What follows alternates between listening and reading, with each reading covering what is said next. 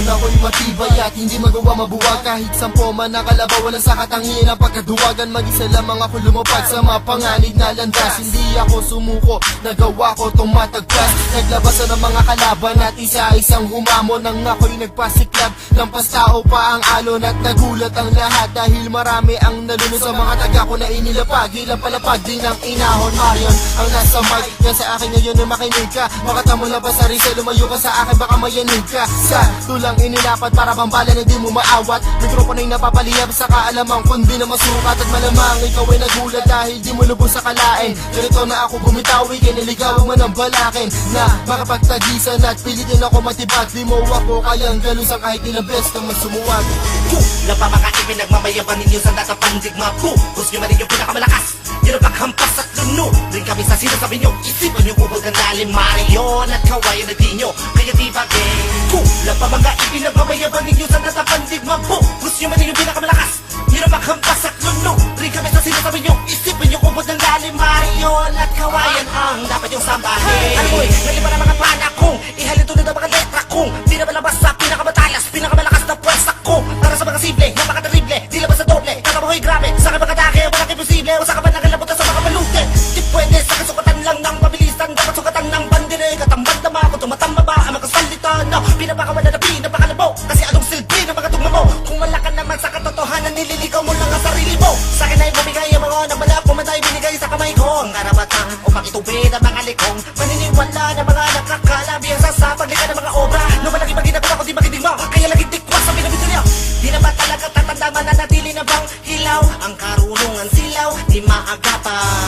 Kaya dapat mo muna pag-aralan kung paano ko puksain. Sila na ba magkaling na kayo daw tipagin ng ika-ano?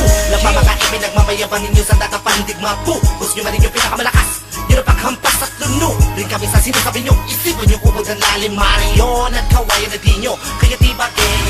Na pa mga nagmamayaban ninyo sa natapandigma. Gusto nyo man yung pinakamalakas, yun ang paghampas at luno. Rin kami sa sinasabi nyo, isipin nyo ubod ng lalim. Marion at kawayan ang dapat yung sambahin. Sa larangan na ito, tinuringan kang tulisan. Utak mo naman ay napakapurol, baka pwede pakatulisan. Di mo ako matumbasan kahit sa anong bangis mo. Hindi mo pa rin ako matapatan kahit anong bilis mo. Subukan mong lupit ko, baka mata mo ay di mo na mamulat. Pagbitaw ko ng mga katagang, bawat titig sadyang mapanugat at sumusugat. Kahit di ko man intensyon, at kapag ako'y dumarating, damang-dama ang tensyon. Sino ba tumatibong sa pagusbong? Wala malay sa sitwasyon, na wala ka sa direksyon. Na sinubo ka matumingin akong naroon. Listo na kanino, sa akin di makawala kahit sino. Ay wala magagawa, baka pinino mong mga kataka. Sa akin ay di ko na madama pa mga bisa. Kaya dapat lumuhod ng kusa, kailangan sa akin di makakatama. At huwag na magbaka sa kanin na baka madali mo tulad kung hari. Pagkat imposible sa simple kung ba natagad mabawasa ka masamang balak na inyo ng hawak. Wala pa pinala lumakad, hindi sumasayang sarili sa patak. Na pa mga nagmamayaban ninyo sa natapandigma. Gusto nyo man yung pinakamalakas, yun ang paghampas at luno. Rin kami sa sinasabi nyo, isipan nyo ubod ng lalim. Marion at kawayan na di nyo, kaya di bagay.